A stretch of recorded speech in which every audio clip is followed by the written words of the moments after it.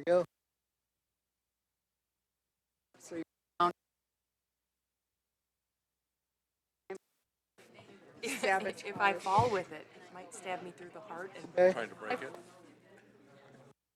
That'd be a horrible way to die. Horrible way to yes, die. I died on Kathleen's award. Figured out. We will call Sam for you. oh, good, thanks. That's great. Like you could tie it That like will make horrible. yeah, that would be all the meeting notices. In the line of In duty. the line of duty, trying to give an honorary award. Oh my God. That would be horrible. I hope I can get that image. I know. Wait. Wearing my.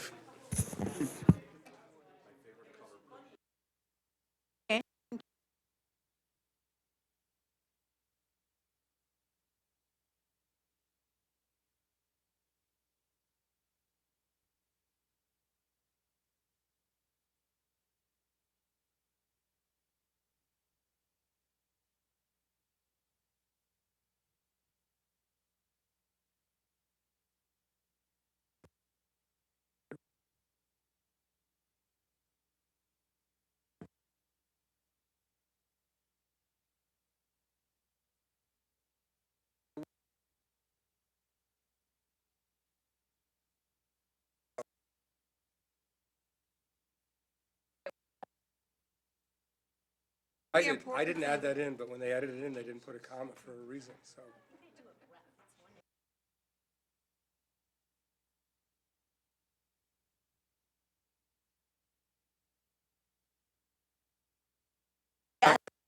From watching the hearings on television.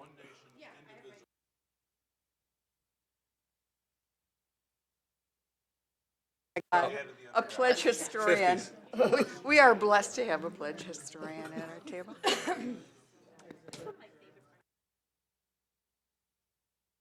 Jerry Ellis, we didn't do it until Jerry Ellis was on our board.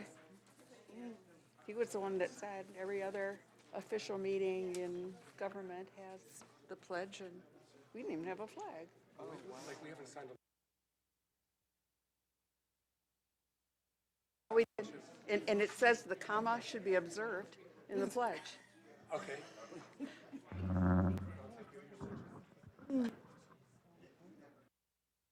We're between the 52. Evening. Welcome. Continue to enjoy. We're going to have a meeting over here, but if you would please join us in the Pledge of Allegiance.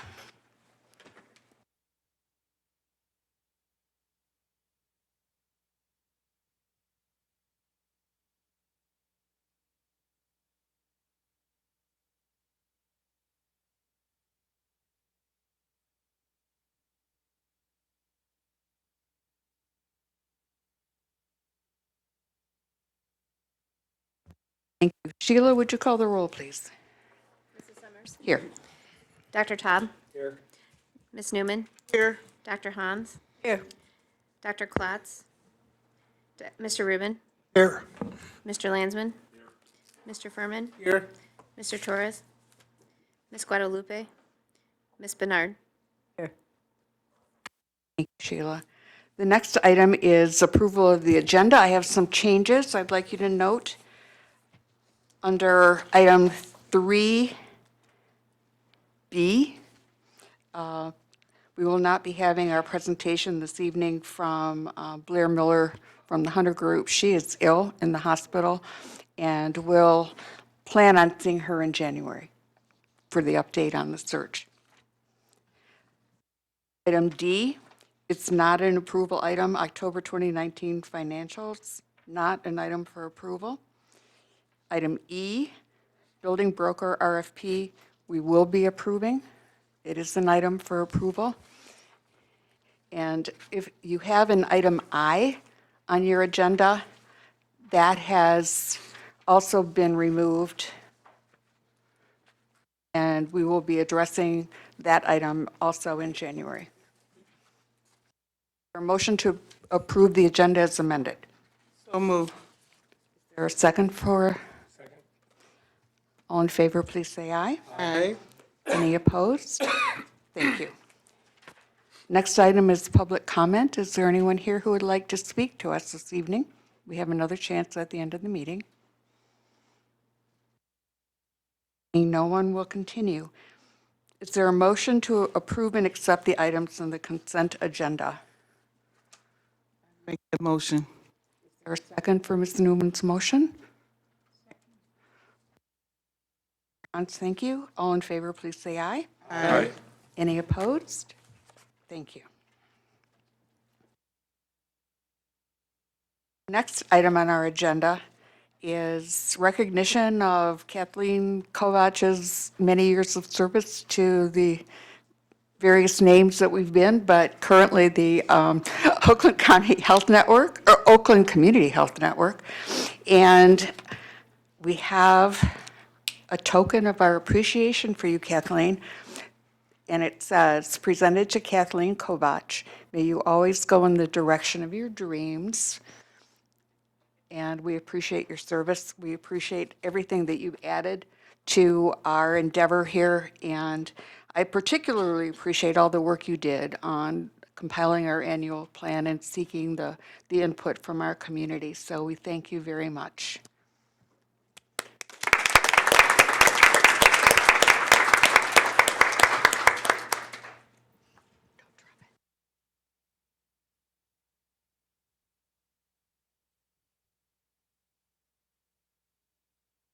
Thank you, Judy, and rest of the board members. I really appreciate it. It's really wonderful. I was telling folks earlier that I announced my retirement 4 months ago, almost 4 months ago, and it's starting to feel like the long goodbye. I've had a few speeches along the way, and so I don't want to be very redundant at all, but I hope that the people I've worked with, the people that I've supported along the way, understand that all the work that I've done comes from my heart. I strongly believe in equity for all people, and I know that I've shared some of the stories of my community, my farming community, where I grew up, and the family members who have been people who probably would have qualified for services and supports. There weren't so many at that time when I was growing up, but I know now that's where I was grounded in the work that I do, and I thank them for the early lessons. I have so many people whose lives have touched mine, people supported by the public system who've taught me so much as an advocate, and to do, I hope, what was right for them and to develop the system. I know that some of you know that I have a few taglines, a few quotes along the way. I believe, if you're going to show up, you speak up. You should speak up is extremely important. And so I've researched a couple of quotes because I wanted to give a different twist. And I have to tell you, the last time I spoke, I indicated that in my vision statement, and many of you know, or some of you know, that I do an annual vision statement. It is my annual plan, and I've been doing that for about 30 years. And one of my goals for this year is not to have anybody say to me, "Okay, boomer." So I have a little bit of a twist on, if you're going to show up, speak up. And this is by the artist Pink. And hers is, if you can't move mountains by whispering at them. So that's kind of a little twist to that. I also found a retirement quote by Mr. Rogers, who says, often when you think you're at the end of something, you're at the beginning of something else. So I really feel like, yes, this is winding down and coming to an end, and in a way it hurts my heart because this has been my heart, the work has been my life, but I know I have to figure out how to come to the end of this. And so I am starting to be very joyous about what the next chapter in my life is going to be. I have a few ideas, but I'm going to float into it. So I want to thank everybody for all the support you have, and thank you, Judy, for recognizing the strategic plan and annual plan, and I will always honor and respect the board's support of my leading that effort on behalf of the people that we support in this organization. So I'll end with the final quote, and I know I will date myself by this one and hazard somebody saying to me, "Okay, boomer," but I'll end with Bob Hope, and he said, "Thanks for the memories." Thank you, Kathleen.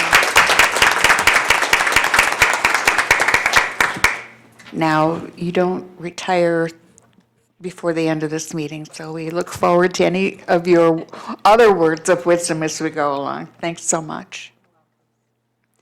The next item on our agenda is the stories that inspire hope. I see Vicki wandering.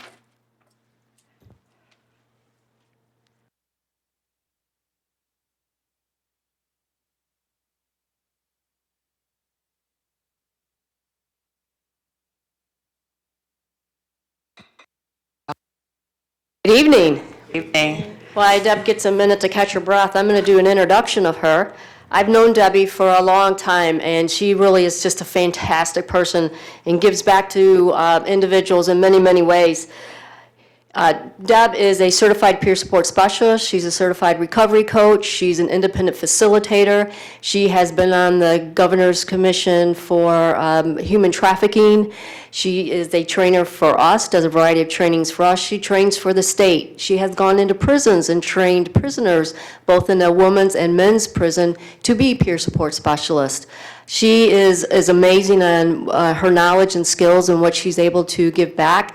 She also has an amazing story, and her presentation today is titled, "I Am Not a Label, I Am Somebody." All right. Thank you for having me. So just to tell you a little bit about, I guess, like my history or where I come from and talking about different labels that I've accumulated over the years.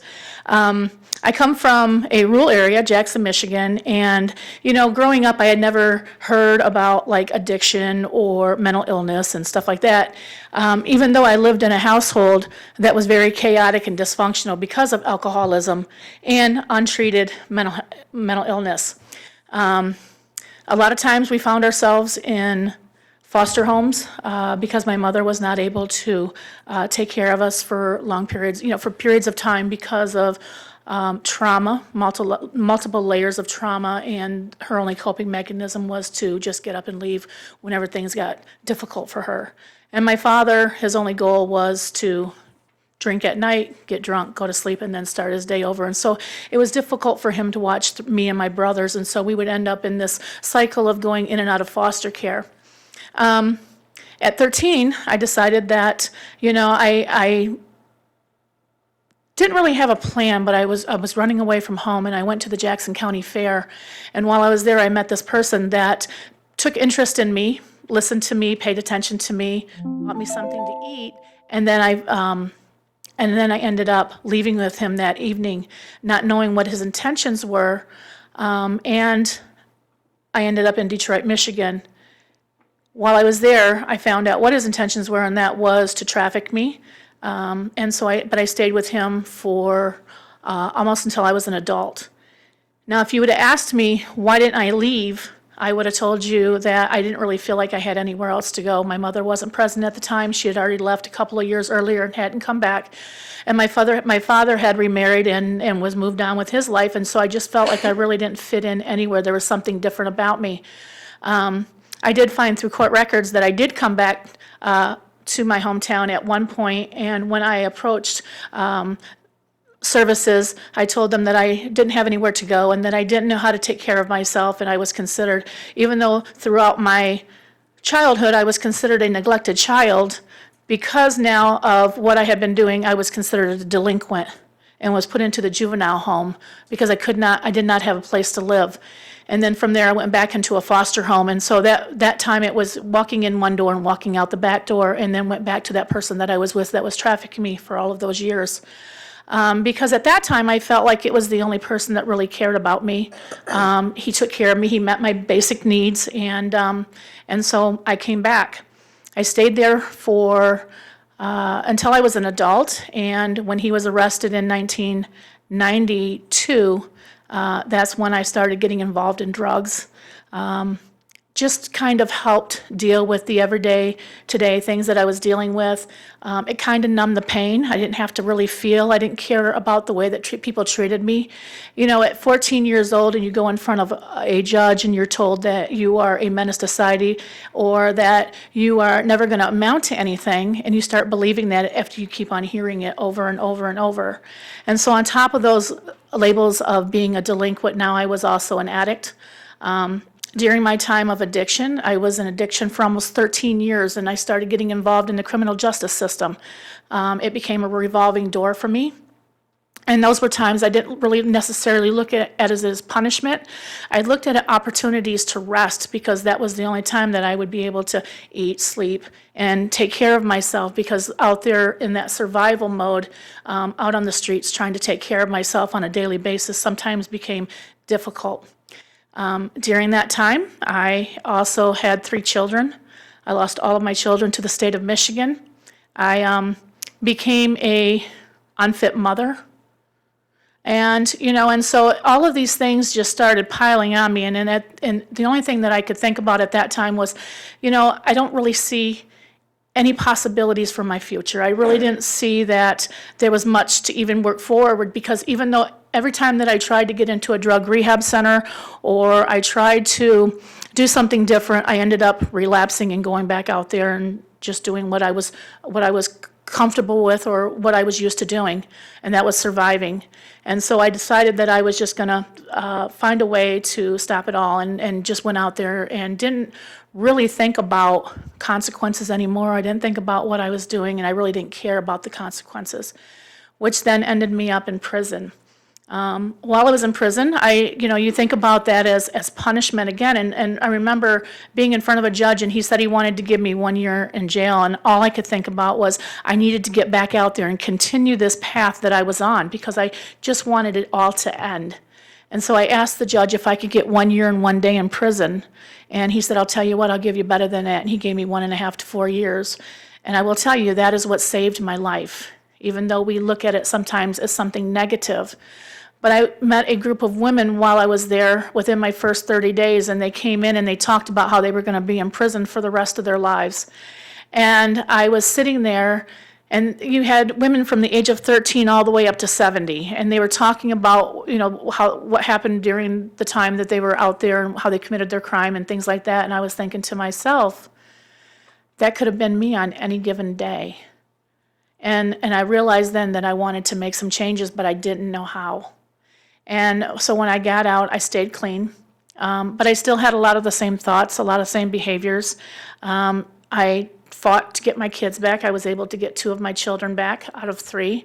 And I struggled on a daily basis still. I still didn't know what was going on with me. And then I reached out to community mental health services. And because I thought if, everything that I had put my children through, they probably needed help. And so I got them connected to Easter Seals first. And then I talked to someone, and they said, you probably need help too. And so I went through Common Ground and did an assessment and was connected to TTI. And during that time, I would go in there and I would talk about some of my history and the things that I had endured, the physical abuse, the emotional abuse, all of those things. And it took a few years to work through all of the trauma. And sometimes I'm still working through it. But I was able to start having an understanding of what was going on and why I was thinking the way I was thinking or acting the way that I was acting. And through that, I was able to start being able to make better decisions for myself. I had to learn, at 38 years old, you would think that an adult would know how to take care of themselves. I had never been taught any of that, and so I had to learn at 38, I had to learn how to cook, I had to learn how to pay bills, I had to learn how to be a mother because I had never had any of those things taught to me. and things started to improve. It wasn't until I became a certified peer support specialist, first job that I ever had and held over 2 weeks, because I didn't go to school, because the person that I was not my guardian, so school was not an option for me. And so, it was the first time that I've ever held a job that gave me meaning and purpose. Being able to go out and help other people and say that everything that I've been through, I didn't go through it for nothing. I actually went through it so I can offer hope to someone else. Really made a big impact in my life. That really made me want to work hard at what I did and wanted to do a good job and be able to provide supports and services to other people that may feel hopeless at a time in their life when they don't feel like they have anybody that cares about them. And so that became part of what I do. And it, like I said, it just continues to keep fueling me and moving forward in the direction that I want my life to go.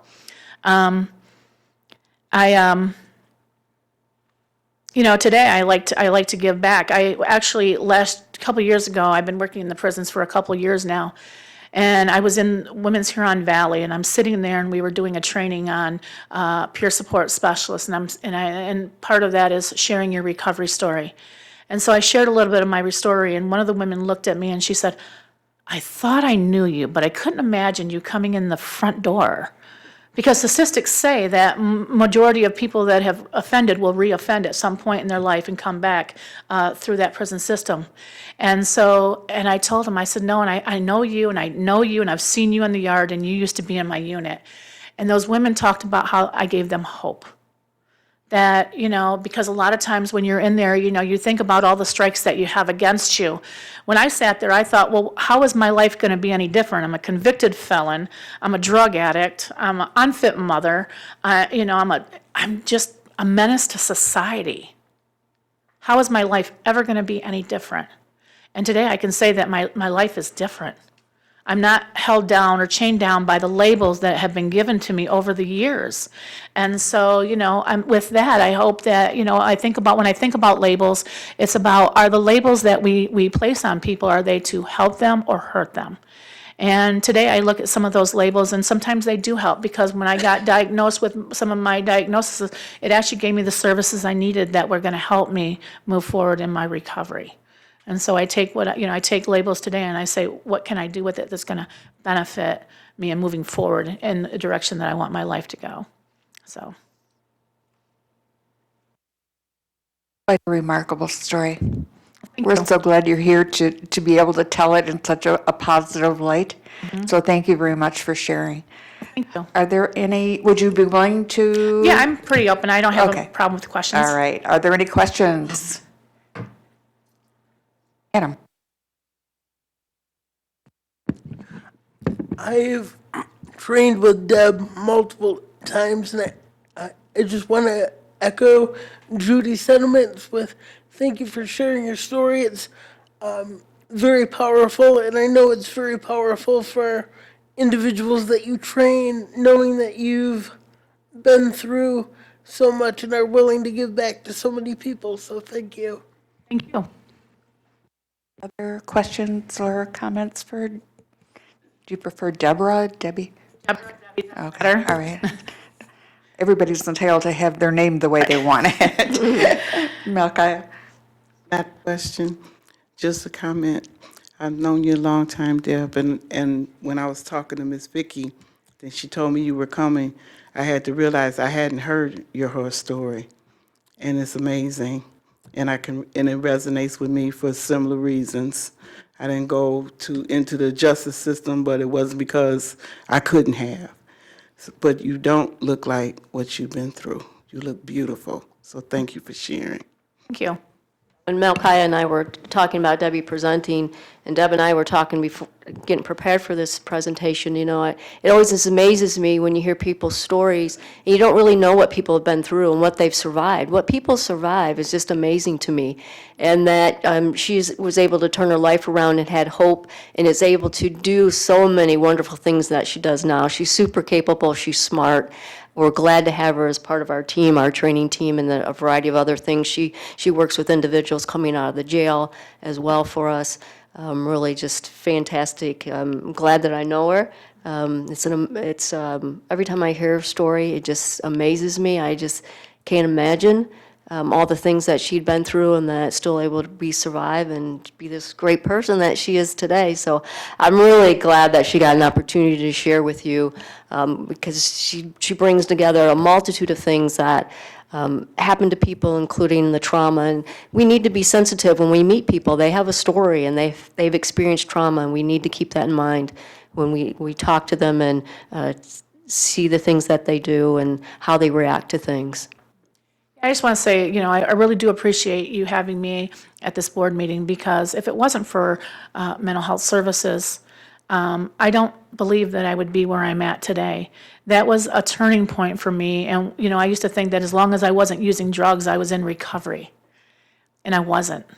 I still struggled with my thoughts and feelings and didn't know how to cope with them and things like that. And so I found other ways to harm myself. And so, but when I've truly got into my services and was able to really work on some of that stuff that I had been suppressing for so long, I understood what recovery was about. So, thank you. So thank you for sharing your story. You mentioned two of our organizations that provide services, TTI and Easter Seals. For you, what were some of the services that you got from either one that helped you focus or helped you head towards where you're heading? So when I was at TTI, I got, and I'll just say this because I think it's important, is that when I was diagnosed with borderline personality disorder, antisocial personality disorder, and bipolar disorder. And I was like, antisocial? I'm a social butterfly. I talk to everybody. What are they talking about? And so I went and I read up on it, and it was like psychopath. And I was like, and I thought about it, and it kind of disturbed me, and it started really making me think about things. And, I could have used that as an excuse for my behavior. And then I was like, that's not who I am. I said, that may have been me out in the past surviving. The borderline personality got me DBT services, something that I was really grateful for. And, I actually went through their program 3 times. First time I was like, I had to figure out why I was even there, because I was like, yeah, I don't even know why I'm here. By the second time, I could understand the program more, and then by the third time, I was like, okay, now I'm mastering these skills that they're teaching me. And so that was really important to me. Easter Seals helped me with all 3 of my children. I had home-based services with them. And because, somewhere along the way, whether I believed it or not, and I'm sure that they experienced trauma too, being took from me, having to live with other people, and then all of a sudden me coming back in their lives and saying, okay, now I'm here to be your parent. And so I remember how I felt with my mother, and so I just felt like they needed support. And my middle son struggled the most, because I had 2 of my children while I was in active addiction. And so I just wanted to make sure that I could give them the support and services that they need also, so that as they were growing up and going into adulthood, that it wouldn't interfere with their lives. Yep. Other questions or comments? Well, thank you again. Thank you. And it makes me feel better knowing that you're still going to be out there sharing your story and making a positive difference for people we really care about. So thank you so much. Thank you.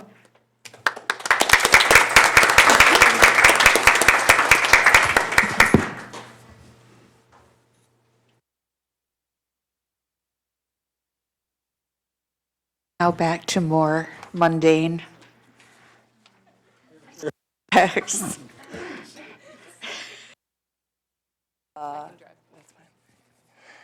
Ready for the presentation on the October financials? Not that that doesn't matter. but- So at least now I know I'm not feeling alone when we come from a story that inspires hope, and then we come to do financials. So we have October financials for you, and I'm going to have, I've asked Richard to walk through them. As you guys know, that this is the new format, so bear with us a little bit. There's definitely some more work that has to be done from a formatting perspective and some of the trending information. So these are pretty draft at this point, but we're working through some of the bugs. So I'll turn it over to Richard. Yep, and just to expand a little bit on that, so it is very common that as we're continuing to close out the prior fiscal year 19, that there are some accruals that are still in process, so those will have impacts on these numbers.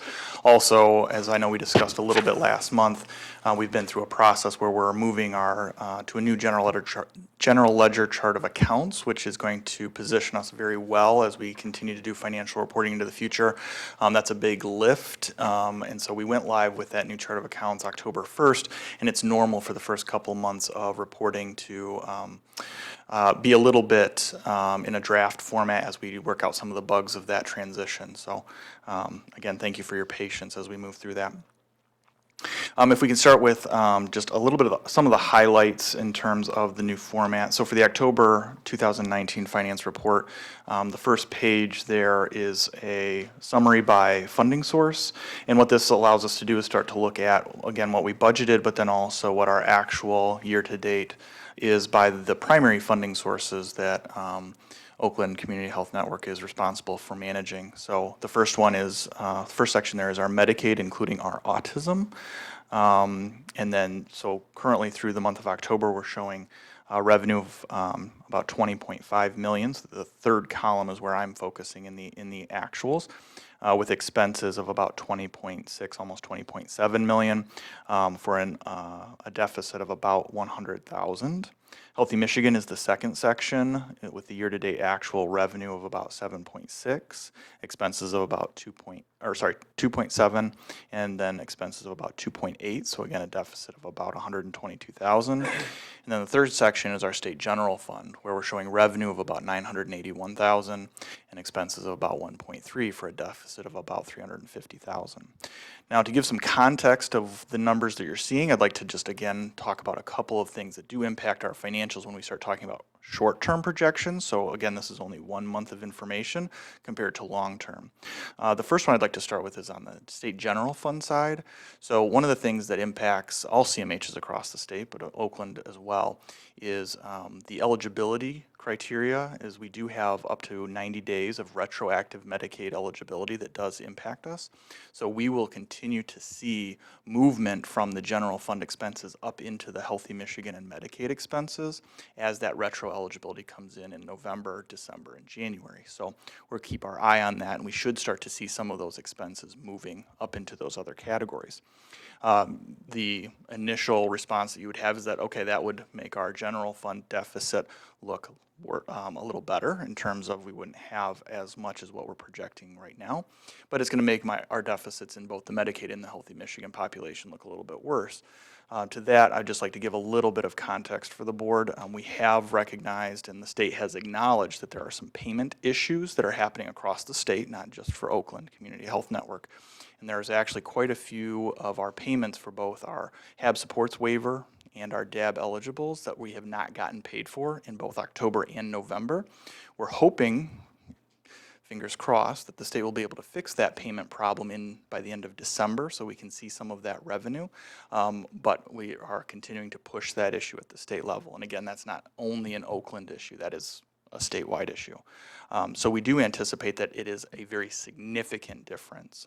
Across the PIHPs, we're looking at millions of dollars that we believe the state has not pushed out in payments that are due to the PIHPs.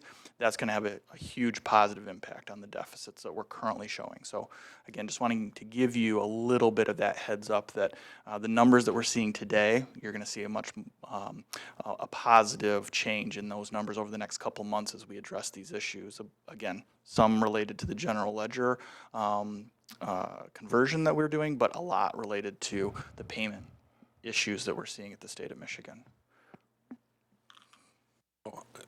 I didn't know that when I ever look at this page or this kind of information, it's the revenue, the inflows of cash coming in, and it's related to various programs and how the folks are categorized in TANF, DAB, et cetera. But also, I know that the numbers all drop as the economy improves because there's less people under Medicaid. So are we going to see once they fix the flow of how much they should be paying us for each of these categories of revenues, will we also be looking at a reduction over time because the economy sort of is getting better and there's less people on Medicaid? So there's always the potential that you're going to see some of that fluctuation as the number of eligibles go down because of the economy getting better. In theory, the actuaries are supposed to do some level of projection on the number of eligibles that we would see within our county and then set the rates accordingly. So the interesting dynamic for, again, CMHs across the state is even though the number of eligibles go down, the individuals that you serve don't typically go down proportionally. And so therefore your expenses stay relatively similar. So in the event the actuaries do the analysis and are pretty accurate in their projections, what they would do is, even though we get paid for less individuals, the amount we get paid per individual should go up to compensate to some extent. Want to add to that, when we do budgets, when we do revenue budgets, we do project a slight decrease every month in eligibles just to be on the safe side to make sure we're accounting for that. So that is accounted for in the actual revenue projection. But as Richard mentioned, because of this payment issue, it looks off right now, but that will get better. We do have confirmation from them that there are a couple of issues going on. That was going to be my second question. Had we planned for this coming year for a healthier economy, and ergo less revenue than expected? I guess we have. Yes. Okay, so assuming the supports come in, the funding that you expect to receive from the state comes in, will this balance out or will there be a deficit? So at this point in time, the expectation is that we'll probably balance out or possibly even have a surplus at the end. I think that's what was anticipated in the budgeting process. So if you recall, what we ended up budgeting was a 5% increase.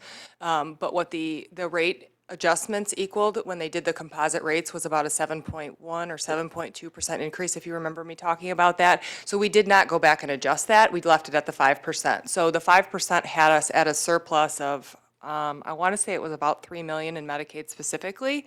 So it will even out if that ends up being even at the 5%, not counting what could be for the 7.1%.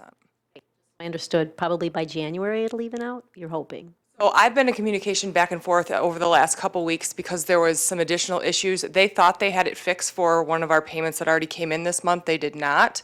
But they were very hopeful that it would be for our second larger capitation payment that comes, actually it will come, I think, December 26th this month. So the hope is that it will be fixed by then, or at minimum, we'll have a better idea of when it will be fixed. I wasn't here last year. Was there a problem last October with the same issue or not? No, and this has more to do with the CHAMP system and how that's interacting with the new rate structures that they're using, not necessarily that it's how they put the rates in this year which is different from how they've done it in the past. Questions on, is up to this point? Okay, thanks. So I would say typically the by funding sources where I like to spend a lot of my time, but we still do have on page 2 a more traditional balance sheet or statement of net position that is starting to break out the different columns that we're planning on presenting. So we do plan on presenting a mental health column, which is all the way to the left, a grants column, which is our second column in, a risk reserve column, which currently is showing the 3 million balance that came forward from 2018 into 2019. And then we're going to compare that total balance, so the fourth column in there is a total balance for those 3 columns compared to your audited, at this point, your audited September 30, 2018, to give you some idea of where some of the movement from the assets and liabilities have been over the past year. Once we have an audited September 30, 2019 number, which typically is happening in the April timeframe, then we will populate that column with the new updated audited numbers, because then we know that those numbers won't be changing anymore. So that'll be good. So any questions on kind of the format? Because I know this is a little bit of a different format on how the balance sheet is being presented and the comparison that's being presented. Okay. For mental health, that includes all of the services that we provide, mental health, developmental disabilities, substance use, all of Correct. that's in that. Yep, that is all included in the operations piece of that column. That's correct. The one thing that is in the grants column is going to be, because substance use disorders is considered a federal block grant that we use, that will be in the grants column. Not the Medicaid portion, just for clarification. The Medicaid portion will fall under the mental health column, but the block grant, which is kind of equivalent to our general fund, will show up in the grant section. And we can, and that's a great example of something that we can definitely tweak if that's not, if you don't feel that that's clear. We can change the column headings for that.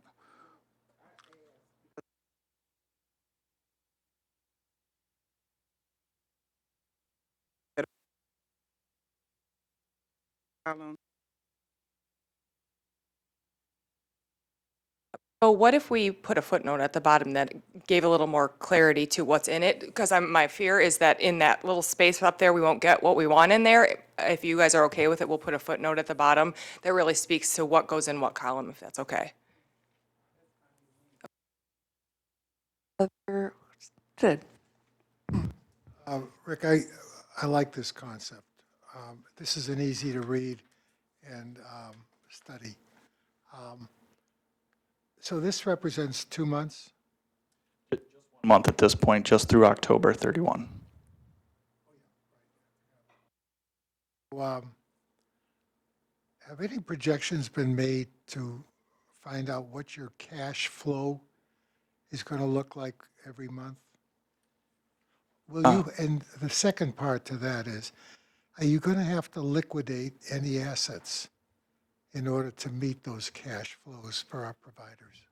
Clarification, we do keep we have not only the monthly cash flow statements, but we do track it by day, basically, to make sure we have enough cash to pay providers. So we are not intending to liquidate any investments.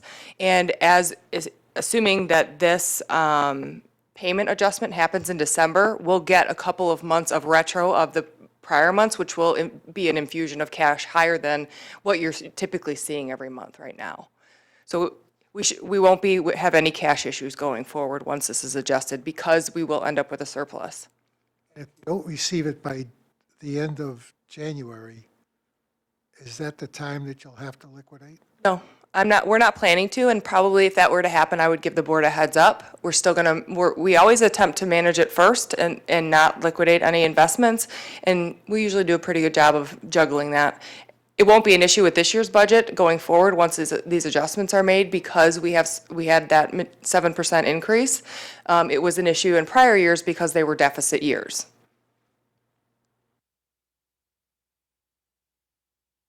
Questions? Okay.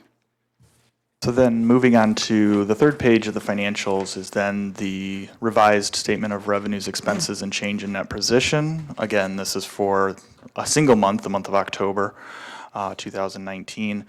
You'll see the same columns, and again, we can either update column headers or we can include footnotes to help explain the purpose of each column, but it's the same columns that we had on the previous page, but now we're talking about the revenues and related expenses for those activities of the organization. Then we have the difference is then in that fifth column, instead of being a point in time, which the balance sheet represents a point in time of the previous audit, we actually do look back 1 year, and that represents 1 month of last fiscal year. So October of 19 compared to October of 18, to give the board a feel for how are we comparing month over month. And again, the one thing that we're seeing right now is operating revenue is showing an actual decrease this year compared to last year, whereas once we get this payment adjustment, we would expect a significant increase this year compared to last year. So we are seeing that. You will see in the total operating expenses that we are operating closer to the new budget that was proposed, and that's so we are seeing some of the surplus on the expense side as well, so about $600,000 that we are doing better in the current budget versus prior year. And again, that can be due to accrual differences, which we're still working on. So that column, just to, again, point it out, and then I'll probably point it out every month, just as a reminder, because we're talking about the income statement, my tendency is to present this in a favorable, unfavorable, so that column heading says favorable, unfavorable. It's not over or under a prior year. So again, if revenue in current year is greater than last year, we consider that favorable, and so that's a positive number. If expenses in the current year are less than last year, we consider that favorable, and again, we show that as a positive number, so that very quickly you can see that positive is good, negative is bad, and we move on. Again, different format, a different presentation. Happy to address any concerns or questions you have about that. Yes. Obviously, we know what year we're in, but would it be okay if you did continually put, instead of year-to-date and prior year-to-date, put in 2019 and 2018? I just think it'll help. Is that okay? I have no issues with that. Oh, then my question is, so rental revenue, mental health, is that from housing? Is that from this building? What is that? That would be, let's see. Under operating revenue, the fifth line down. That's going to be a couple of things. That's going to be not only the Resource and Crisis Center, the rental income from that, because we do have a lease for Common Ground to use that space, but also the 2 tenants that are currently in the building. It's a revenue from that perspective because it does offset the expenses. So where the crisis center is? Mm-hmm. So that whole rental revenue is from the crisis center? No, that is the combination of both buildings' revenue. So it would be helpful, to me at least, if we could break that down. Detail, unless we're going to be using that. Remember, we talked about twice a year having detail? Can we do that detail then at least? So we can also just provide you with typically the rental schedule and update that as it changes, if that would be sufficient. My concern, why I'm hesitating is because if you expand each one of these, this is going to be quite long, and so the idea is that we're summarizing by like category of expenses or revenue.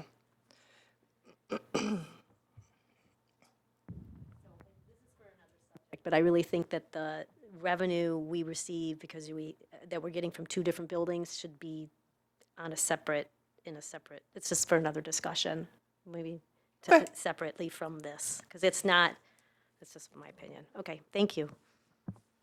Other questions? Sid?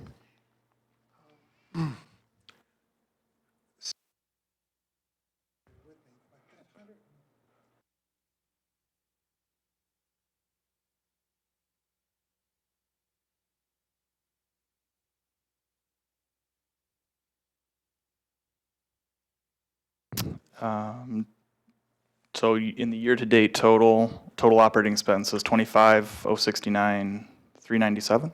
So the number you're looking at, Sid, is just the mental health expense? Yep, yep. So depreciation, is that in the $24,000 number? That is included in the $24 million number. Why wouldn't you want to put that below the line? It's depreciation. So depreciation can actually be categorized as either operating or non-operating, depending on what the purpose of the depreciation is. And so at the moment, we included the depreciation in operating because it really supports, again, the administrative and the operations of the organization. Whereas for other organizations, you would put it below the line, primarily if you have equipment that you're using, sometimes in an investment capacity and other times in more of a capital capacity. I've done it both ways. We can do it either way if there's a strong preference. Well, the preference is it really reflects how we're doing in that category, because I'm used to seeing depreciation expense below the line because most of the time it's a capital improvement. In this organization, we're using it for what? How do we determine?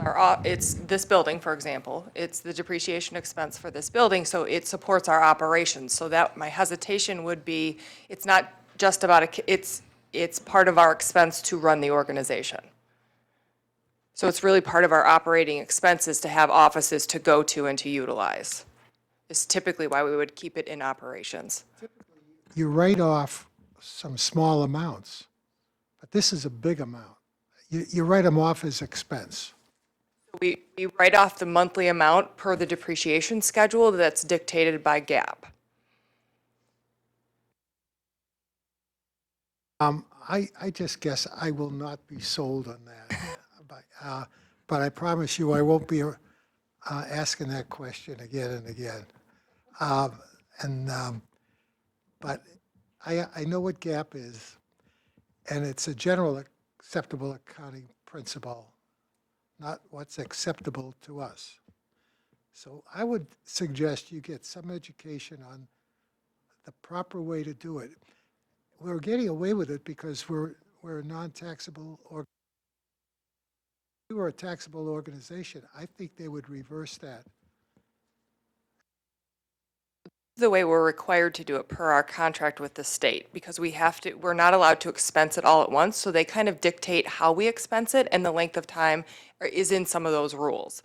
So it's not that we're getting away with it, per se, it's really that we're following the rules that we're expected to follow so that we don't overcharge Medicaid in a particular year just to have the expense in one year versus another. Far be it for me to argue with the state of the county. Jonathan, then Hadass. So I'm going to try to make sure I wrap my head around this depreciation. It's really amortizing the useful life of the building, not really depreciation. Is that correct?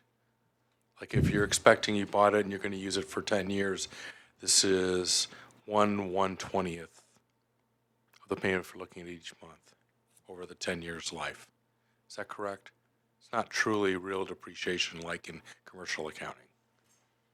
Oh, I guess what I will say is that for the purposes of generally accepted accounting principles within the governmental realm, right, amortization and depreciation are usually used interchangeably.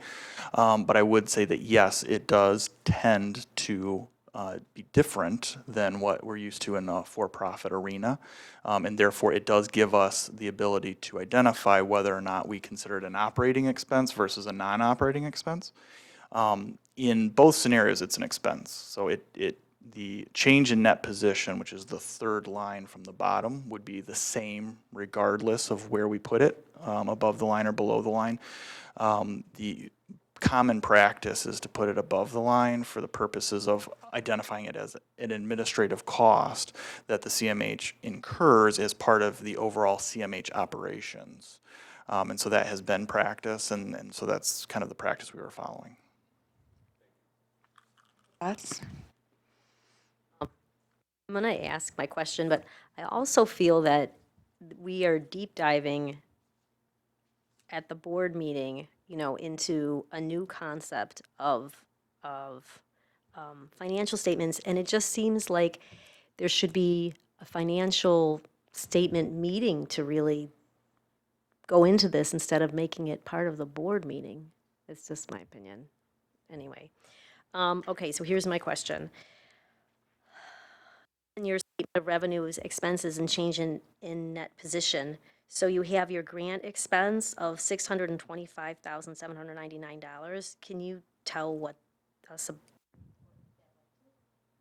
So those grant expenses are going to include a combination of like your substance abuse prevention and treatment grants. It's going to include some of your local grants that you might get from the county or others. So there is a list of, I think, almost 15 or 20 grants that are included within that, that we would be able to get down to the detail, because we do track those on a grant by grant basis. Hadass, that will be in the list of contracts we give you by type that we talked about last week. We'll have that in there. We just don't have that done yet. so we have a goal, like, is it going to be February, March? When do you think we can do that? Have to do what? Have the list you're talking about, where we'll do twice, I forgot what we said, twice a year, we're going to have everybody listed. What are the 2 months? I think February is a good target. And I say that only because January is going to be, the meetings come up pretty quick just after the holiday, but that is the intent. Our contracts area is already working on that. My other question is, why do we have, and this is just probably me not understanding this, why do we have the $75,000 grant? And then we have the $625,799. Why do we only list one instead of all of them? Like under statement of cash flow, didn't you have grants? Or was it not grants?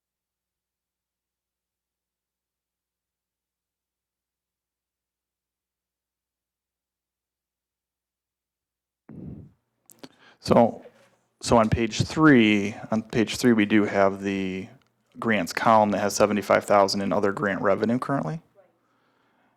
Is the question about that 75,000 versus the 625 in expenses currently? Or is the question about the statement of cash flows where the due from other governments is showing a $75,000?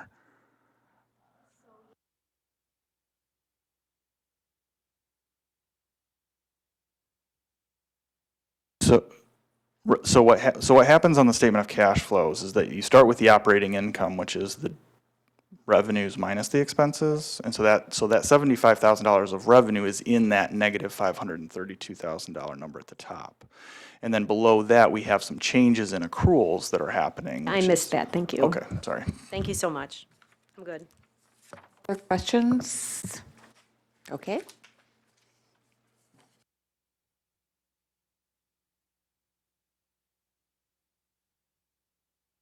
The other thing I want to point out is that we did include the charts we talked about last week. So obviously, this just breaks the financial information out in a different way. I think last week we kind of agreed to offer these up and then let us know if these are useful and that we can continue these, not continue these. So really just looking for your feedback on these. I don't know that we necessarily need to walk through them because it's essentially the same information we just went over, just in a more visual form, if that's helpful for some people.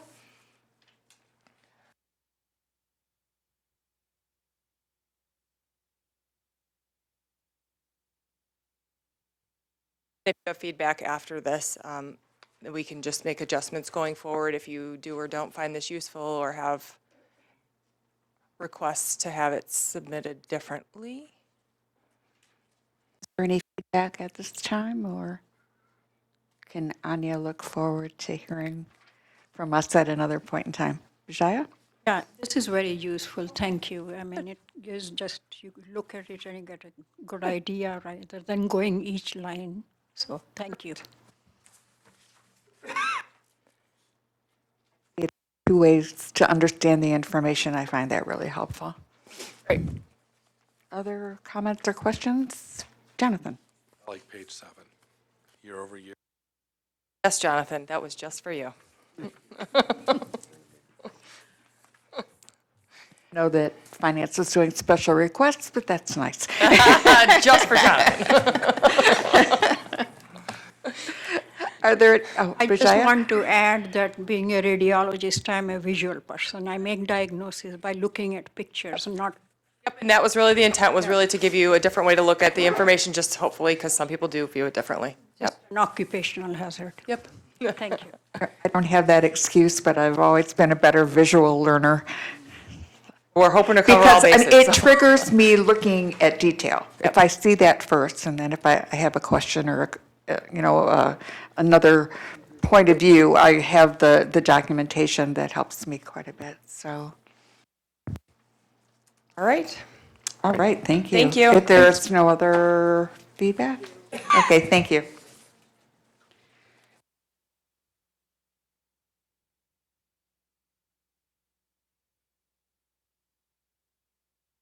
Next item on our agenda is the building broker RFP. Caroline?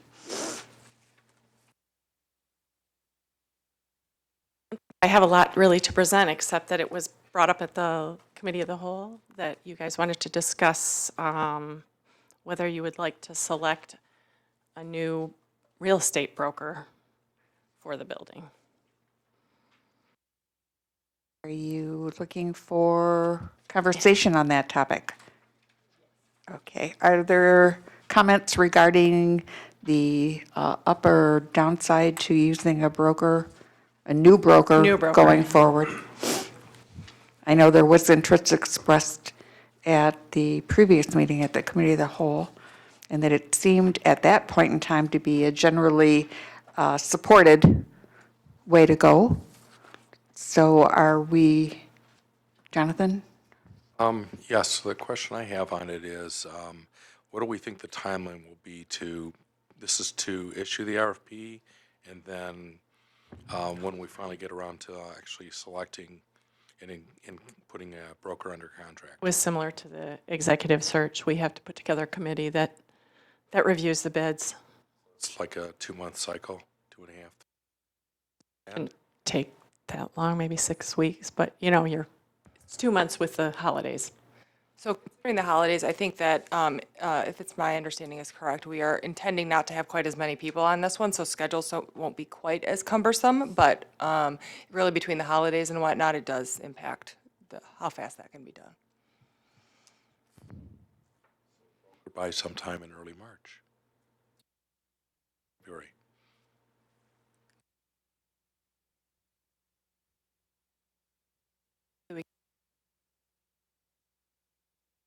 No later than maybe the end of February? Yeah, I would say no later. Okay. Is there any discussion at this point about the value to pursuing the RFP process for finding a new broker for the building? Anything else to say? Any other thoughts? Are we also going to be looking for volunteers from the board tonight to be on the review committee, or is that ahead of the curve? This type of bid isn't one I would have thought to include the board, but Hadass has agreed to participate on that. And who will be participating internally? We're still building that team, but Patrick, Jillian Trumbull has also agreed to participate. So we're trying to get a group of people within the agency that we usually do during an RFP. So, well, Sid? Oh. It was that bad? No, we're looking for your input, not sure. So what criteria are you going to use? That's up to the committee. Generally speaking, the committee comes together to write the RFP. We have a scope of work started, but the big portion of that is going to be input from the committee to ask the right questions on what we're really looking for so that they can answer questions that we can score against to select. My understanding is real estate, the brokerage fees are pretty similar, so there will be some negotiation on money, I imagine, but not as much as whatever our needs, what we feel our needs are. Oh, Right. yeah, okay. If there is no further discussion, I would entertain a motion to approve the pursuit of the RFP process in finding a new broker. Move. Support. Any further discussion? I would like a roll call vote, Sheila, if you don't mind. Dr. Taub? Yes. Newman? Yes. Dr. Hands? Yes. Dr. Klotz? Mr. Rubin? Yes. Mr. Landsman? Ross, thank you for participating on it. Yes. Torres? Yes. Ms. Bernard? Ms. Summers? Yes. And I support Jonathan's thanks for your willingness to participate and bring your unique perspective forward. So thank you. Are we good to go then? Great, thanks. Next item on our agenda is the presentation on Boardable, and this is an item for approval.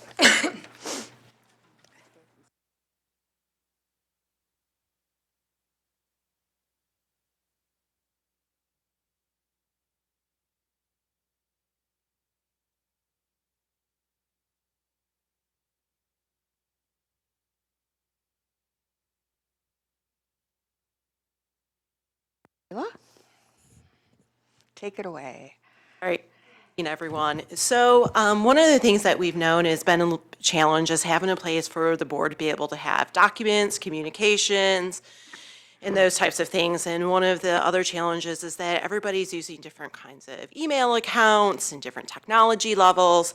So one of the things that we did was we set out to look for a solution to be able to provide a portal to the board that board members could log into and access information, as well as be able to take the minutes and have the agendas in it. So the one that we found that we thought was price effective as well as easy to use is called Boardable. So we chose Boardable because of, once again, primary, it's its ease of use. It is very user-friendly. You can jump into it and be able to use it, but if you have questions, they also have webinars and videos that you can watch. So what our goals are with this is to be able to streamline communication. One of the things that Boardable does is when an email would be sent out from, let's say, Anya, you can actually go back in and see that whole stream, all the communications that were sent out. So right now, you're often dependent on having to go into your email account and look for those and say, did I delete them? Did I not delete them? And you would be able to have that history. You will still get a notification sent to your email, but you can also go into the Boardable either website or application on your phone and be able to get that information.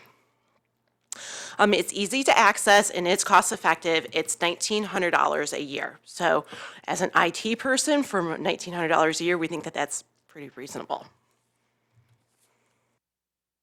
So the key features, one of them I mentioned, is the historical information. So you would be able to see board agendas, the minutes associated with those. There's a board calendar that we can also put OCHN events on, and it works with your personal email. So what this doesn't do is require you to use an OCHN email account. So if you have a Google account, AOL account, any of those types of accounts, it will work with all of them. One of the things that is nice is if you choose to install the application on your phone, it actually will pop up and say, reminder, you have a meeting tomorrow. Or you can go into the application or the website and look to see what's coming up on the agenda for the next week. Go back in and say, I would like to see what was on the agenda and what the minutes look like from October, and be able to get those without having to go somewhere else. I mentioned this, I'm sorry, I said $1,900 a month, so I misspoke myself. What we did was we looked at, we could continue to continue down the same path that we are right now using email accounts, which we would have a cost of $0 annually. We can implement Boardable. That's for 20 people for the $1,089 per year. Or we could utilize Office 365, which is a little bit cheaper at $1,020. And through 365, you could have email accounts and be able to accomplish some of the same things. But once again, what my recommendation is that we separate it out and you guys have your own place to be able to have board information versus having to utilize OCHN security and some of those other things that I know was frustrating before. So with that, I would like to turn it over to Sheila to do a demo.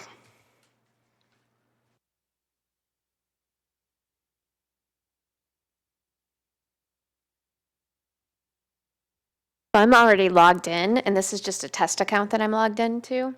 This is what you'll see when you first accept your invitation into Boardable. So what we put on the first dashboard, and not to be confused with our regular dashboards, is it gives you your dashboard access. It'll give you news clippings and your public documents that we share with you monthly. And then it'll give you a public calendar. Over to the left, that will show, that's the dashboard that's currently, and then it will show you the calendar. So I loaded all the board's calendar.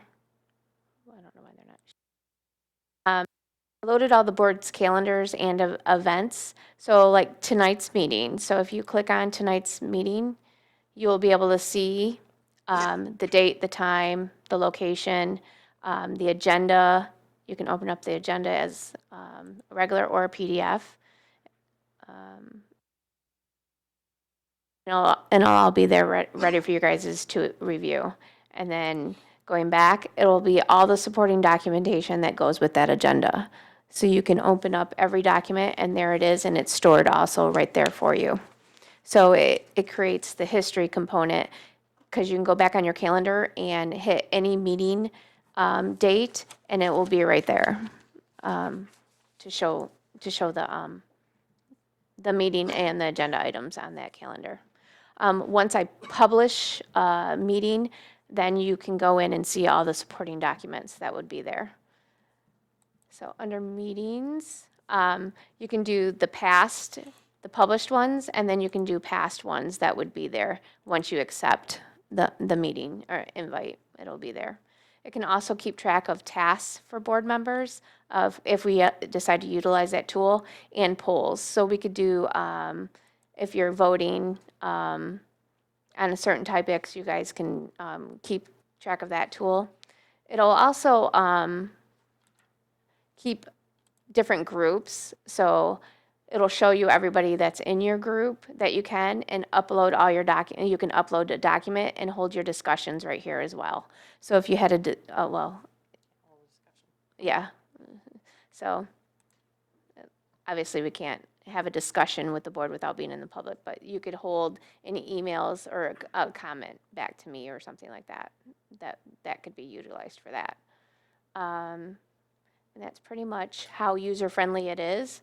It'll tell you, it keeps track of attendance as well. And currently I am logged into a different account on Boardable, taking the meeting minutes. So for the last 3 months, Victoria and I have been, you guys noticed the change in agendas, how they appear. This is through Boardable and how they appear. You should have also noticed a change in the meeting minutes. This is also being completed in Boardable. And what it does is allow us to prep for the meeting ahead of time and know all the stuff that you guys would like to receive or see. And then it also holds topics for future topics that we can keep track of that the board would like to discuss. So it's really a good organizing tool, and you'll have documents at your fingertips and not just by logging in. This is a separate site from OCHN site, so you can just log right into Boardable at any time and have access to your documents.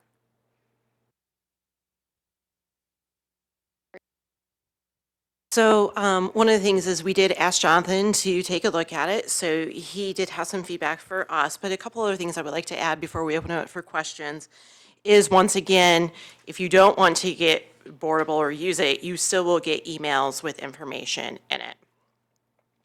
Additionally, we can also use this for committee meetings or for RFP processes or so on and so forth that board members are part of. So you could have that calendar associated with it, the documents, so on and so forth. Because once again, I know that that can sometimes be tricky, with the way that we're used to operating, and people are saying, well, how do we know when the meetings are, and so on and so forth. So it would put that at your fingertips. There is an Android app for phones, and there's also one for iPads or iPhones. Any questions, feedback? Jonathan, do you have anything you might want to share to launch our discussion? Well, I have been using it for a few months. I found it very easy to use. The most challenging piece I had was trying to figure out how do I link it to my calendar, and that took about 4 minutes to figure that out with one of their help things. And so now I get meeting notices popping up on my calendar when we have these. So I find it very helpful. I think that once we are able to put our notebook that we have with the bylaws and the association and the mental health code and other things like that into it, we'll have all that information available when we want it, when we need it. So. The discussion board section right there. So we could use that as an alternative to email. Then is that what you're saying? When, let's say, Anya wanted to send, the updates that she sends, instead of sending them directly from her email address, she can go in, send it from here. It would go out to everybody, and then you would be able to have that history of the emails, and you would still get that notification as well in your email box. When you say it goes out to everybody, so then we get an email. Board, yeah. It goes. We get an email to the whole board. Okay, and then we can check it on there or through our email. Okay. Is there like a link or something where we click and it takes us there? Okay. So if I wanted to communicate with the whole board on something, I could do it on there, and then it would go to everybody's email. Okay. I just wanted to raise 2 points about that, though. We want to make sure we don't do communication to the whole board that would be related to a violation of open meetings. Course, or yeah. even to use polls. Those might be functions we might shy away from just because of those Open Meetings Act rules. think one of the most, I'm sorry, John Paul. One of the most useful things for the polls is if we're trying to find a date for something, that is the way that I would vision us using the poll. So everybody could go say, is if there's 3 dates, which date works best for everybody? But I would agree with you, using them, I think, for other types of polls wouldn't be in our best interest. Right, I think like if we're having a Christmas party or something I mean, obviously the Open Meetings Act, we're not going to violate that. But just for those purposes though, if we're communicating to the whole board. Now, if I wanted to communicate then with just like the board chair, could I do it through there or is it just use my email? If I remember right, when you communicate with everybody. Everybody that's on there? Okay, so then you just go back to normal functional email. We would need to verify that.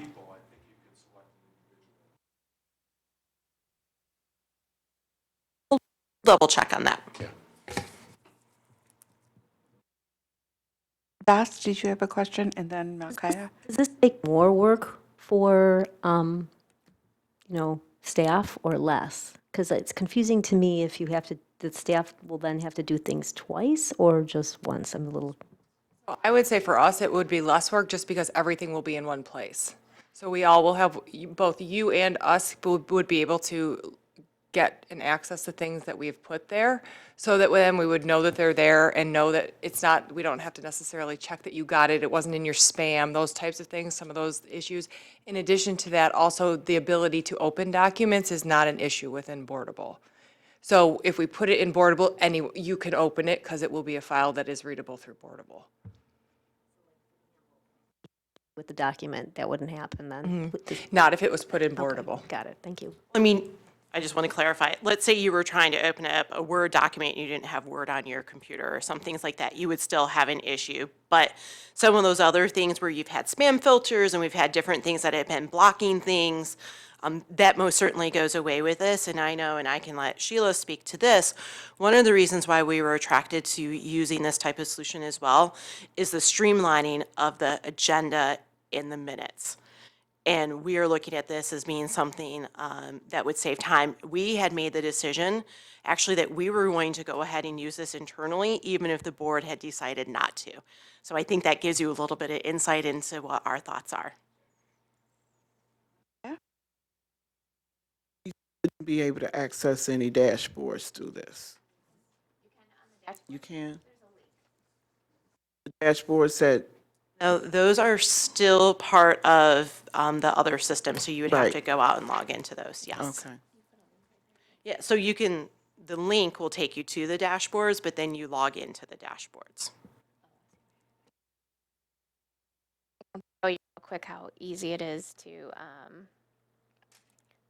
a document through there.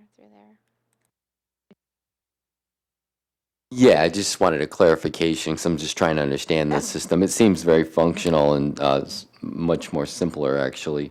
But I'm trying to get my head around the poll thing. So like, for work, I'll use like Doodle or something if I'm trying to set a meeting. Is that what the poll function would be for? Exactly. Okay, all right. So like the board presentation tonight, we can just click on this. It'll automatically go into a PowerPoint and there's your document right there. You can just pull it up. So every link will be, it's not even a link. It'll pull it up that quick. And then all the documents related to that meeting are stored right in the same location. That's same in your packet.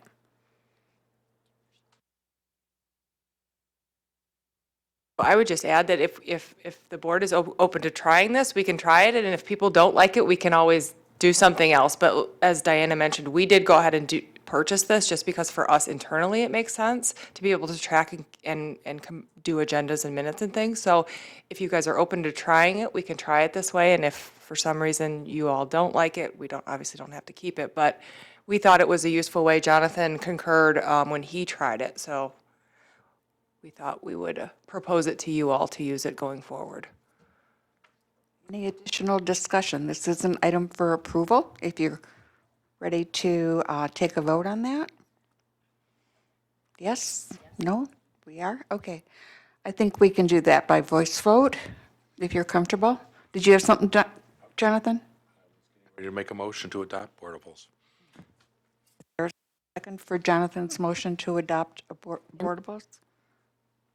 Seconded. Yes. All in favor, please say aye. Aye. Any opposed?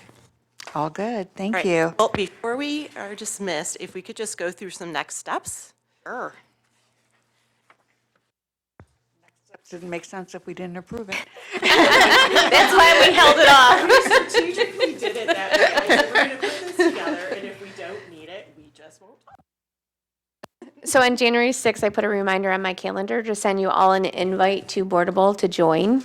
So, and I am going to also give you an email doing like showing you to log in, all the steps that you need to follow, which is very simple, but just in case you need any login instructions. So I will send that with the email as well.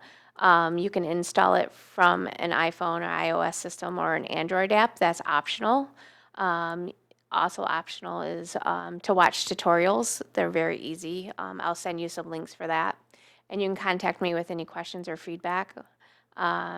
And then we're going to plan on using this for the January 21st board meeting. Not the cow because it's only a week into it after that. Once I upload all the documents for the January 21st board meeting, I'll publish the meeting. It will send you a notification right to your email saying all the documents have been published. So you'll see all the documents and the board agenda right into Boardable, so you can just log in. So you'll no longer see an email with all the attachments from me. So you can just log right into Boardable and get all your documents. So. Any questions on next steps? Yeah, we'll hold the good thought, and it looks like it really is something that will prove very beneficial for the long run. And adding some additional information, as Jonathan suggested, makes it much more portable. The goal was, so thank you. Yes, exactly. Okay, thank you.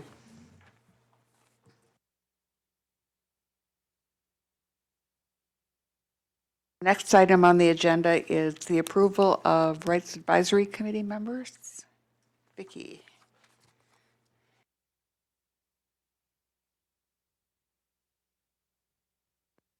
I have two items that I'm looking for approval this evening.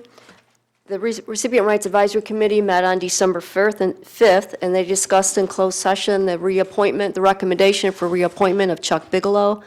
Chuck will be completing his first 3-year term. The committee is recommending that the board reappoint him for a second 3-year term. He has been attending meetings, he asks questions, he participates, and they've unanimously recommends that he be reappointed. So I do need approval for reappointment of him. Is there a motion to support the reappointment of Mr. Bigelow? Make that motion. Is there a second? Second it. All in favor, please say aye. Aye. Any opposed? All good, thank you. My second item, it's quite interesting that in the 5 years I've been involved in rights, we never really had to even consider removing people from the committee. And in the last 2 months, I'm presenting to you two different individuals that were asking to be removed.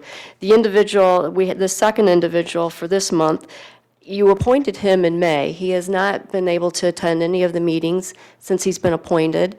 The first couple meetings, he did call and say he was in traffic, he was working, couldn't make it. And then after that, we really just did not hear from him. I emailed, called him. I even contacted individuals that know him. They said he's okay, he's just busy, he works a number of jobs. There's some more details in the confidential communication that I gave you today. So we did discuss this at the December 5th Recipient Rights Advisory Committee. They did unanimously vote to recommend that the board remove him from the committee so that we can interview and appoint another member so that we have a full committee that's participating. So I am looking for approval for that removal. Is there a motion to regretfully accept the recommendation for removal of Mr. Eccles? I'll make that motion as well. Is there a second? Any additional discussion? All in favor, please say aye. Aye. Any opposed? Thank you. Thank you. I have a question for Vicki. So with those vacancies, what openings do we have on the RRAC? We have one community member at large vacancy, and then we'll have one primary or secondary individual served opening. That are interested to apply and to reach out to you?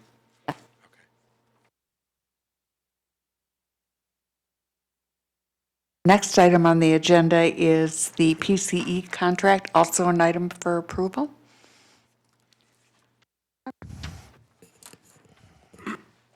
Busy evening for you? I'm back. All right, good evening again. This is a request for the board to approve the PCE contract. It is a contract for 5 years, an amount of $5,204,000, or $5.2 million-ish dollars. That will be in effect from January 1st, 2020 until 12/31/2024. From a background perspective, we have been using PCE since the early 2000s, and they were awarded the contract to build, excuse me, OCHN's first electronic healthcare record system. We use our I'm going to call it an EHR instead of electronic healthcare record. We use our EHR for care coordination, claims processing, data exchange, and it's an essential part of making sure that we comply with MDHHS's reporting requirements and support the PIHP functions. In 2016, a new RFP was issued looking to see if PCE continued to meet our needs or if we needed to select another vendor. The decision was made to go ahead and to stay with PCE, and they were awarded that contract. That one was a 3-year contract. So as we talked about what to do for this year, we had the options of going back out to RFP or to continue to use OCHN. One of the things I have noted in here is almost all of the CMHs, almost all the behavioral health providers, as well as the PIHPs, use PCE as their EHR vendor. So, from them, they know the system, they know the requirements, and they've been a very good partner over the last few years, not only with OCHN, but with many people across the state of Michigan. We do have some providers who choose to use PCE or our system as their own electronic health record. And then we have other providers who use their own electronic healthcare record, and then we exchange data with them, or called health information exchange, right, to make sure that we are efficiently getting data back and forth between the systems. So with that, I know that there are some questions. I just lost Jonathan. I know he had a couple. I think it's everything. I am more than happy to answer any questions on this contract. And I happen to be the winner chicken dinner, bringing the first one through. That is over 100,000. Good test run. Are there any questions? Adam? Looking at the sheet, it seems as though you're generally pretty satisfied with PCE as a vendor. Yeah, we have been very happy with them as a vendor, and they've been a really good partner of ours. And once again, I would say not only a good partner of ours, but a good partner for our providers and other CMHs across the state, which I think is why you see almost everybody using PCE. And the other organizations that aren't using PCE, we are continuing to see them dropping off and moving to a PCE system. Other questions? Steve? I'll ask this since Jonathan's not here, and I've discussed this with Jonathan, and I'm sure he would ask it if he were here. The contingency fee of 10%, and I see what it's for. What happens if none of those things materialize and no changes or new equipment or anything? Probably that's not going to happen, but say it doesn't happen, then do we not spend that amount of money? Exactly. And the money then just stays in our general fund? Right, and we would only budget for those depending upon where we start to see what's happening at the state level. So the spend on this contract has stayed consistent for the past several years. In fact, we have never seen a price increase in the PCE contract. But what we do know is that we have changes that are coming down the road for us, whether we become a SIP, and now I can't remember what that specialty integrated plan, or do a partnership or something else. That is the reason why we put the contingency in. That's something that probably I normally wouldn't do with PCE, or if I did, it would be a much smaller amount. But we wanted to make sure that we had the flexibility to be able to respond to whatever we need to do in the future. Other questions to us? All right, in the past, we did a 3-year contract, and I think this year we're doing a 5-year, so did you already explain why? I can answer that question for you. One of the reasons is just we do not foresee ourselves moving away from PCE at any point in time. And really, the length of the contract is, I don't want to say irrelevant, but we have an out clause that we can get out for any reason. And what we do know is that when we do renew, we are going to expect for our first time ever a 3 to 5% increase. So we actually delay that by a couple of years by going ahead and doing a 5-year contract versus a 3-year contract. I'm understanding this, is the fee of the total, this, can I say it? Is it up here?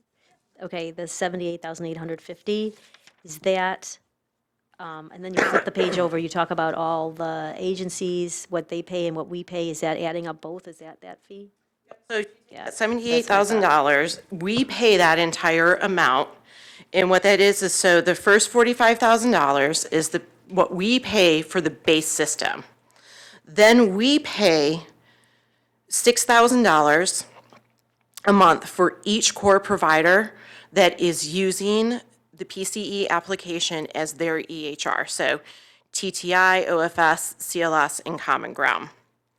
For the core providers who are using their own EHRs and that we are electronically exchanging data with, it is a $3,000 a month charge.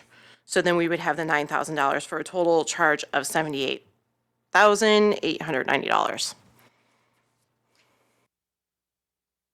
Then it says on the back, the provider's portion of the PCE contracts are allocated to the provider's expense account.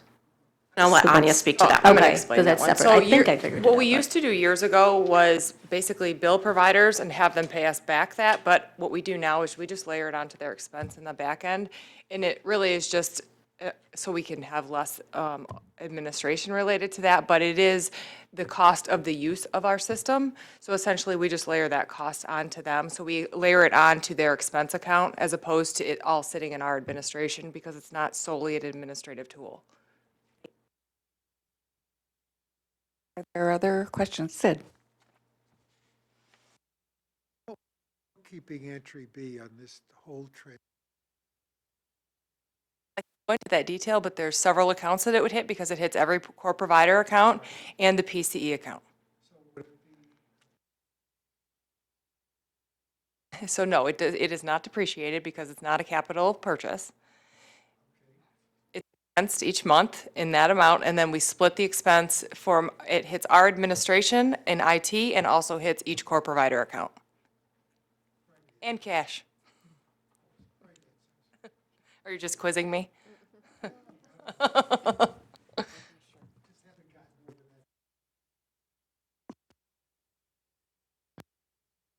Are there any other questions or further discussion before we approach approval on this contract? Jonathan, you look pensive. I stepped out because of a phone call, and I apologize. But all of the questions I had asked were answered in here, so I appreciate it. One of the comments that I wanted to make about the contract itself, it was one of the first IT contracts that I've seen that doesn't have definitions in it. And in reading through all of the agreement in here, there's a lot of initials and things. And so I thought, and items that are identified that don't have a description. And so I thought maybe a section on definitions like I normally see in a contract might make sense to protect us better. That might be in their normal, that might be in the normal contract that PCE gives out to people. that we want to make sure are in this. Any additional questions or comments? Is there a motion to approve the contract with PCE for the next 5 years, knowing there's good out clause? Excellent out clause. An extremely fine out. Steve, So move. is there a second to that motion? Support. I would like to call the roll on this, please, Sheila. Bob? Yes. Ms. Newman? Yes. Dr. Hans? Mr. Rubin? Yes. Mr. Landsman? Yes. Mr. Furman? Yes. Mr. Torres? Yes. Ms. Bernard? Yes. Ms. Summers? Yes. Thank you. We look forward to 5 years of wonder and awe. Next item on our agenda is, assuming everybody remembered to draw a line through I, is committee reports. And Jonathan, Rights Advisory Committee? We're looking at November ones, and we did not have a November. I have a December one that passed, but it's my understanding that will be asked for in the next month. Okay, so it's But I have the- it with me if needed. But it's still a draft? I submitted it, so Go ahead and give it. Effort, why not? reading it again next month. Will Because not. we meet on the, I won't, but, so, we met in December 5th at 5:30. There was no November RRAC meeting. Nicole Gittleman was the facilitator. Monica Sanders of the OCHN organization reported on the current provider directory and the related survey going on. So if you've been out to our website, you'll see there's a provider manual. It's updated, it's had additional capabilities to meet NCQA standards, okay, just so you guys know. So all kinds of things are in it now that we used to not have in it. That tells you more about each provider.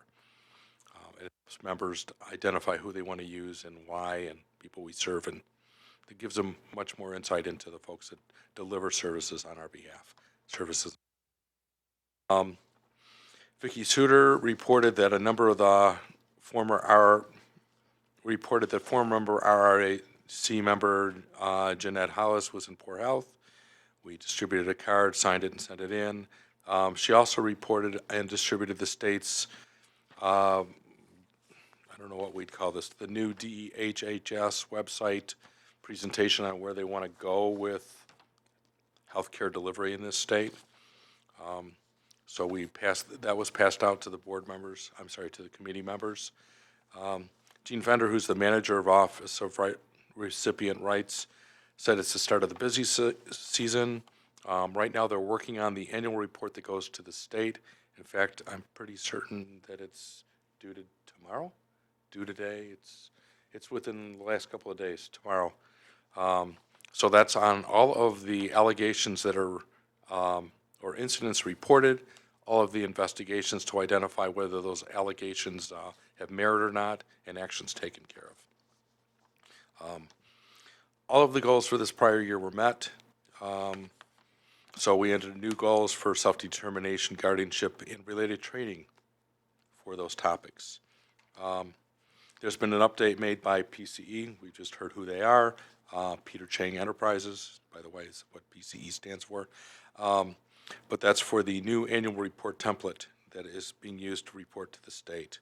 Our RRAC board or committee will look at the actual and review the actual report submitted at our January 2nd RRAC meeting. And then the last area was Vicki Suter and Gene Fender covering the following topics: site reviews. As you know, we do site reviews every year.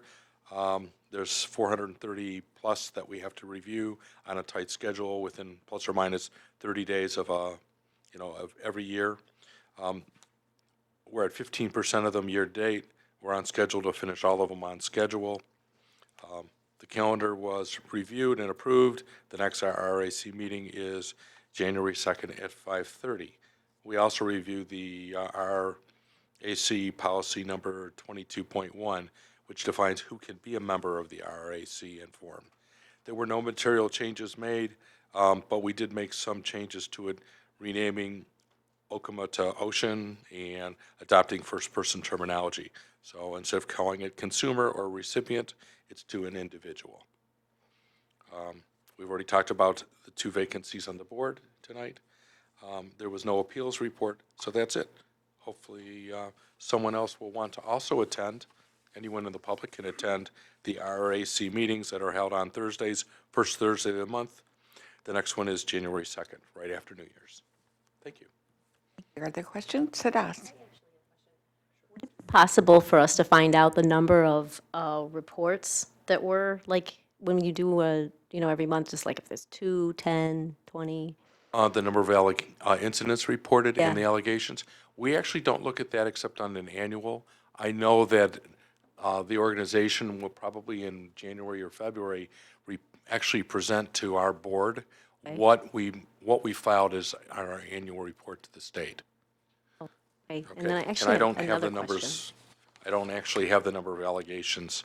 Yeah, I'd just be But they were curious, down because from if like year it's over year. one particular place, I guess you would know, if there were a couple reports, how that's followed up. We usually look at policy, practices, topics that come up. On occasion, we're talking about what went on during an appeal.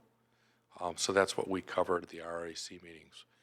It's rare when we actually look at, in fact, we aren't going to look at any of the investigations that were performed.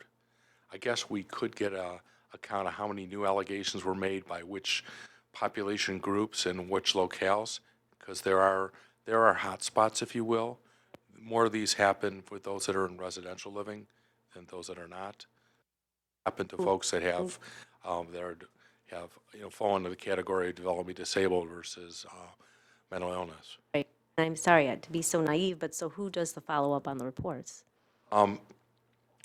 Let's see, under Gene Fender, there is a group of 5 investigators that work for OCHN that do the investigations. And we find out, eventually we must find out the results. We do, some of those are found as, the allegations are found as substantiated, and then there's further action on it. Sometimes those are appealed.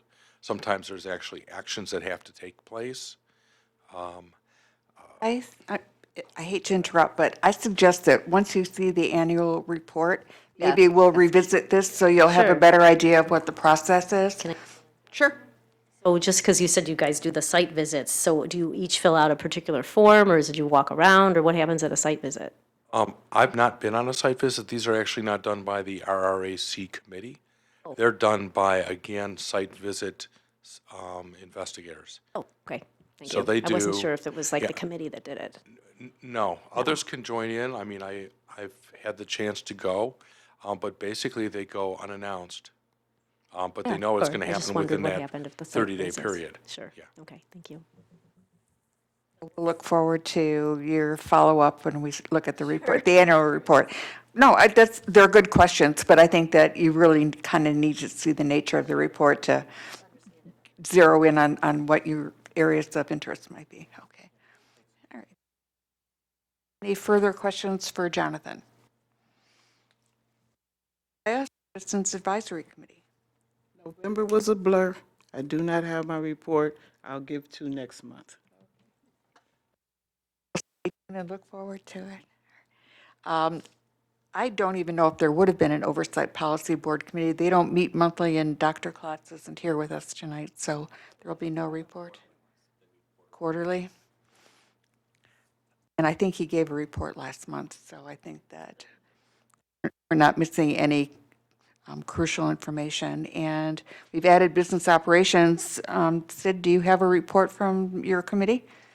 Well, we met together with the part of the COW group, and we had a good attendance there. The whole purpose was to find out and prioritize some of the projects that we want to revisit. And I think you can see those in the minutes that were approved earlier, so I'm not going to take any time on that. I suggest that we revisit this subject again next month. Thank you. Are there any questions regarding Sid's comments? Okay, thank you. We'll move on to the director's report. Or did pass out the director's report. For those of you who don't know me, my name is Anya Eliason. I am officially the CFO here at Oakland Community Health Network and will be the interim CEO until we find a long-term replacement. Fingers crossed on that one soon. Long-term is emphasis there. So in preparation for the new year, we wanted to take just a minute to reflect on some of the accomplishments from 2019 with both OCHN as an organization and the provider network. So as many of you have heard these throughout the year, in director's reports or in board updates, we just wanted to highlight a few of them. One being the very successful anti-stigma campaign with respectful language used for persons served. That's been incredibly successful here at our organization and throughout our network. And I hear people even at the state level now using more respectful language overall. Our integrated care efforts resulted in a 62% reduction in hospital days. And as we move forward with integrated care efforts, we expect to be able to see increased outcomes for individuals served. We saw a 135% increase in competitive integrated employment using our new service models, and 59% of those people have been employed for more than 12 months now. We continue to lead the state in jail diversion and Narcan distribution, and we are currently the only PIHP sharing admits, discharges, and transfers. From an advocacy perspective, we showed up with 2,500 people at the Walk a Mile rally to walk the state capitol. We've been in front of legislators and to advocate against privatization and to discuss licensed professional counseling and the impact of changing the credentials on people served. As to quote Kathleen, when we show up, we speak up. And we will always be grateful for Kathleen's contributions to our organization. Looking into our future, we will be welcoming 3 new board members and thanking Dr. Klotz and Sid for their contributions over the past several years. We intend to gain more information on Director Gordon's vision and how it fits with the OCHN vision and values, and we want to highlight the staff for their generosity in our Adopt a Family program this year. Thank you. Are there any questions for Anya regarding her report? Thank you. However, we didn't get a copy. Somebody has copies. I don't, Vicki has That's my them. only comment. We didn't get it. Yes.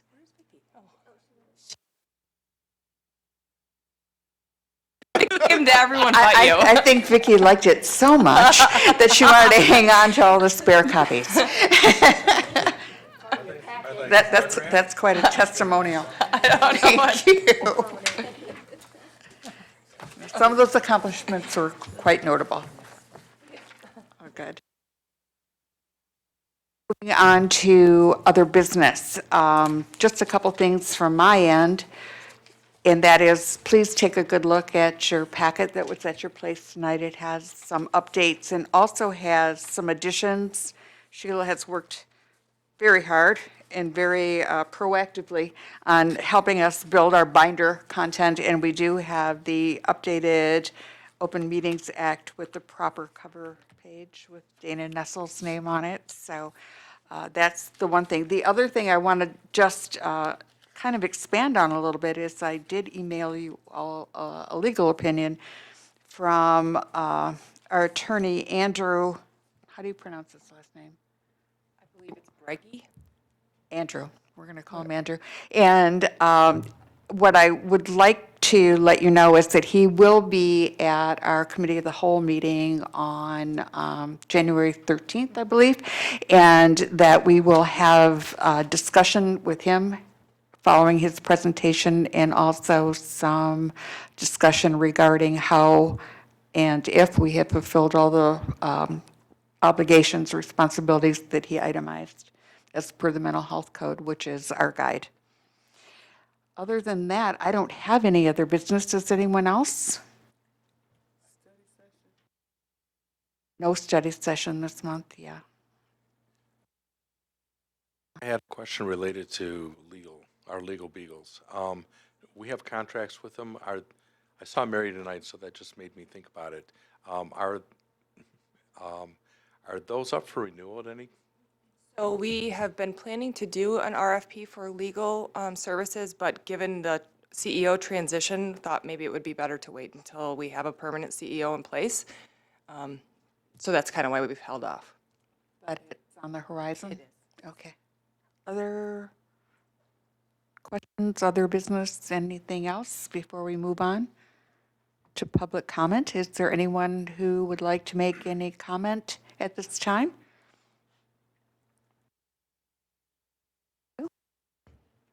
Next, we will address board member comments. Adam, I'll start with you. Do you have anything that you'd like to say? I really thought the meeting tonight was very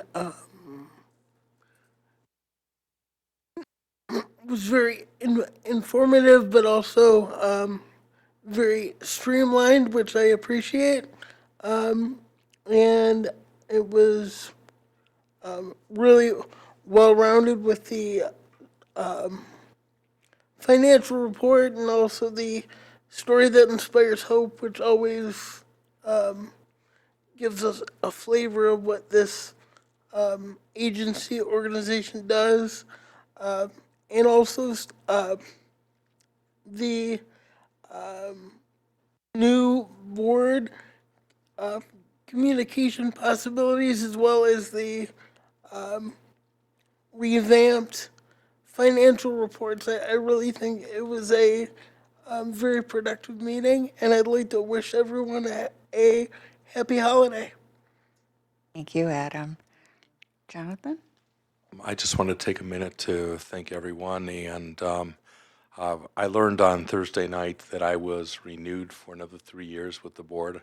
I am looking forward to working closely with everyone, including the newbies that have yet, to take their roles. I guess that's in April, to make this continue to help us evolve and make this a better, stronger organization, and that's about it. Happy New Year.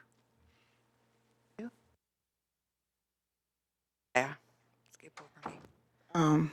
First of all, I wanted to thank Trish and her staff for the cultural diversity, the diversity, equity, inclusion training that took place last week. I was very honored to be a part of it, very excited about what's coming down the pipe.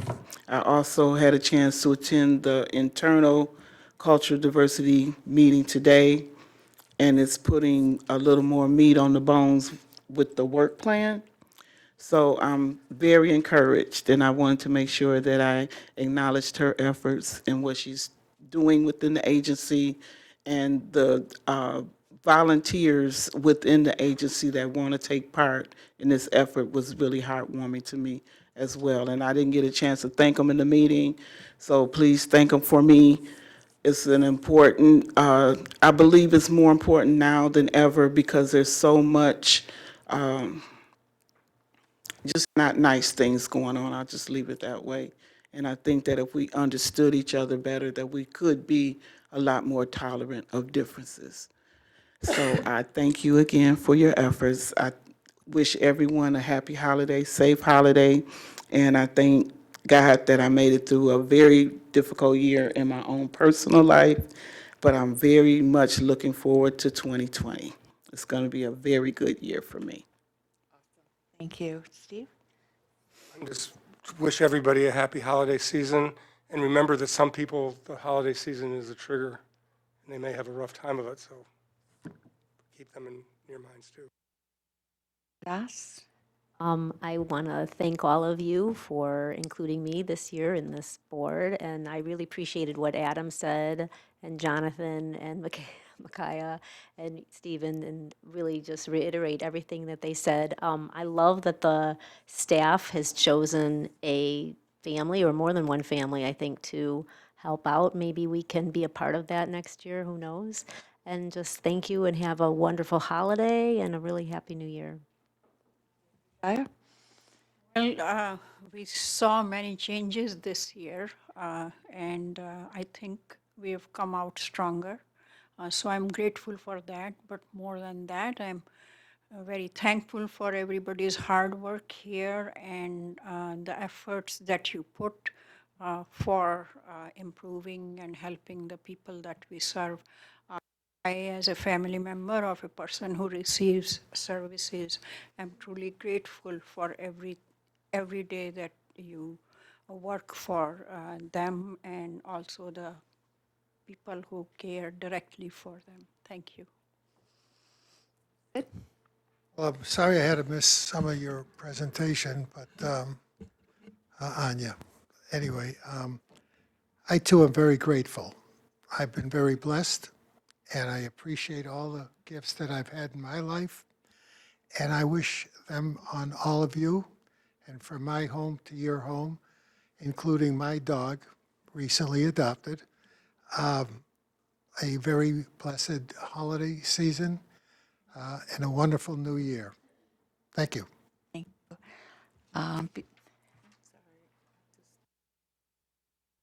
Go ahead. Also wanted to say, Kathleen, I'm sorry to see you go because you were here when I got here, and I feel like you were one of those people that helped to guide me in my board process, and I really appreciate everything that you've done for the agency, and I'm not going to cry, but I really do appreciate you as an individual and as a person that serves the people we serve. So thank you, and I'm going to miss you greatly. We all are. I just want to add my comments that this has been a challenging year for us.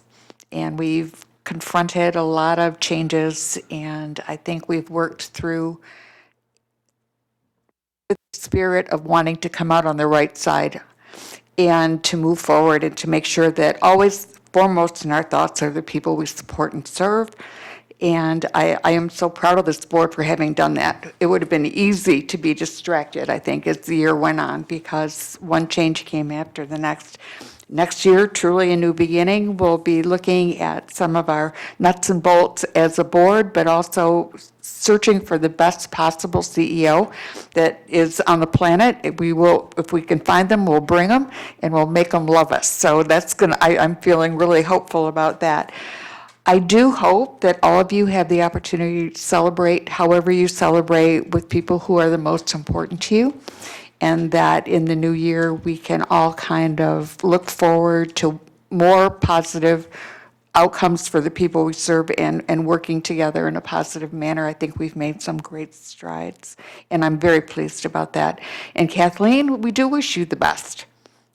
We were reminiscing, we go back a long time. Looks like maybe 20 years, and it's going to be really different not having you at the table and having your insight and your asking us if we're all on the same sheet of music. So with that, I would wish you all the best through the holiday season and into the new year, and our meeting is adjourned.